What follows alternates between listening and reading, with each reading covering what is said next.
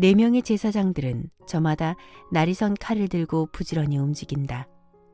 저들은 짐승의 내장들을 샅샅이 뒤진다. 제사장 위임식의 일정이 잡혔을 때 저들은 모세와 함께 짐승을 잡아 죽이는 일들을 미리 익혔다. 모세는 이스라엘 백성의 대지도자이면서 그들에게는 작은 아버지다. 모세는 이집트 왕실에서 의학의 기초도 배웠을 것이고 사람의 인체에 대한 공부도 익혔을 것이다. 미디안 광야에서 40년을 목자 생활을 하면서 수없이 동물들을 도살해 보았을 것이다. 그래서 그런지 모세의 시범과 가르침은 갓 제사장으로 위임받은 젊은 제사장들에게 많은 도움이 되었다. 그래도 막상 실전에 돌입하여 첫 제물의 내장을 부위별로 도려내는 일은 결코 쉬운 일이 아니었다.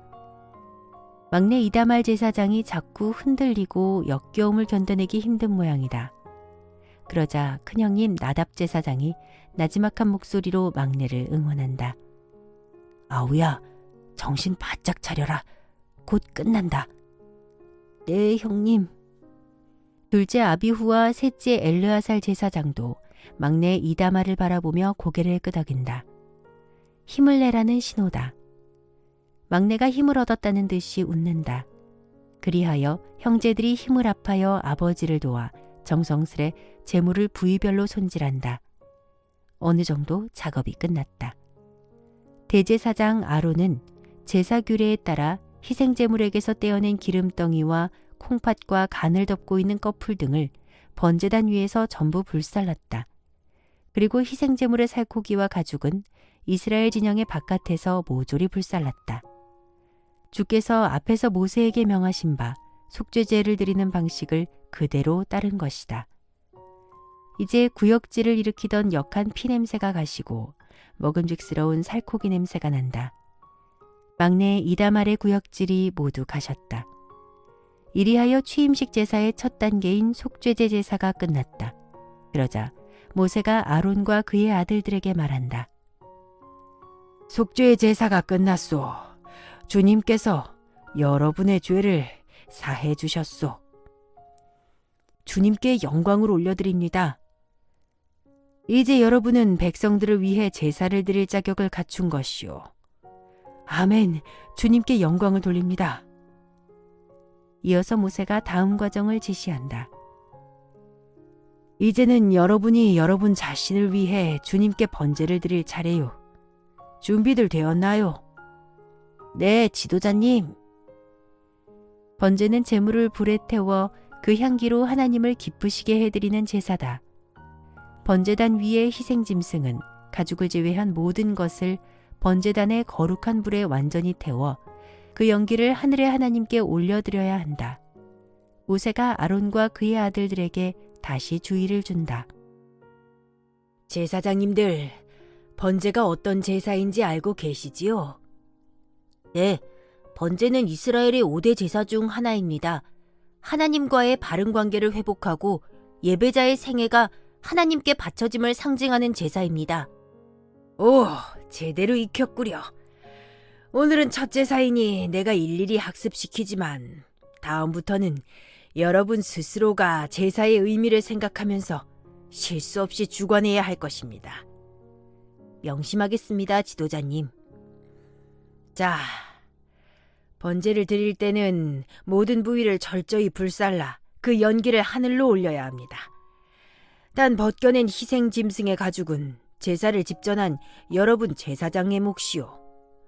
정성을 다해 올바르게 드려야 번제의 연기가 우리 주님께서 받으시기에 합당한 향기로운 냄새가 될 것이요. 속죄제 제사를 마친 후인지라 제사장들은 한층 안정된 상태였다. 모세가 우렁차게 지시한다.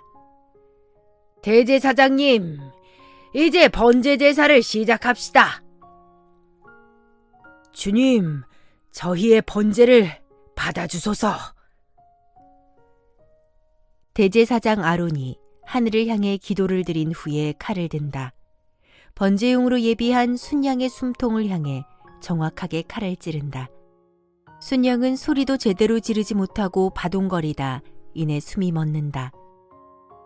제사 규례에 따라 짐승은 번제단 곁에 북쪽 성막들에서 잡았다.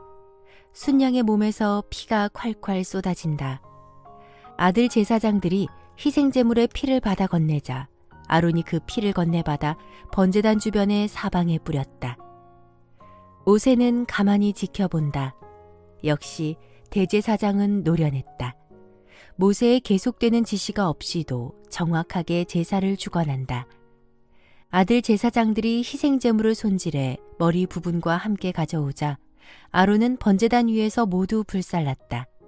내장과 넓적다리도 씻어서 번제단 위에 이미 올려져 있는 번제물 위에 올려놓고 함께 불살랐다. 주께서 앞서 모세에게 명하신 바 번제를 드리는 방식대로 드린 것이다. 조금도 착오나 실수가 없다. 이처럼 대제사장 아론이 취임식 제사에서 가장 먼저 자신과 자신의 아들들을 위해 제사를 드린 이유는 이러하다. 비록 아론과 그의 아들들이 대제사장과 일반 제사장으로 선택받아 이래 동안의 위임식 제사를 통해 거룩하게 구별되었지만 그들은 여전히 하나님 앞에서 연약한 죄인들에 불과했다. 그래서 아론과 그의 아들들은 이스라엘 백성들을 위해 제사를 드리기 전에 자신들부터 먼저 죄를 사함받기 위해 주님께 제사를 드려야 했던 것이다. 이것은 죄에서 자유롭지 못한 인간 대제사장의 한계를 보여준다. 따라서 장차 죄 없는 영원한 대제사장의 출현이 반드시 있어야 할 것임을 암시한다. 그렇다면 죄 없는 그 영원한 대제사장은 누구인가? 메시아 예수다. 하나님과 인간 사이의 영원한 중보자로 죄 없는 대제사장이 되어 이 땅에 오신 이가 바로 메시아 예수인 것이다. 여기서 메시아는 히브리어이고 헬라어로는 그리스도다. 이처럼 구약시대의 제사제도 곳곳에는 메시아 예수의 중보 사상과 대속 사상이 깃들어 있다. 제사제도를 살펴볼 때 언제나 이 점을 간과해선 안 된다. 자, 이제 제사장들을 위한 취임식 제사는 모두 끝났소. 수고들 하셨소. 대제사장으로 위임된 아론과 일반 제사장들로 위임된 아론의 네 아들은 위임식 이후에 가진 첫 번째 제사, 곧 취임식 제사에서 이스라엘 백성들을 위해 제사를 드리기 전에 먼저 자신들을 위해 속죄제와 번제를 드렸다. 속죄제를 먼저 드린 이유는 죄사함을 받기 위한 것이고, 이어 번제를 드린 이유는 속죄받은 자가 주님께 대하여 전적인 헌신을 나타내기 위해서다.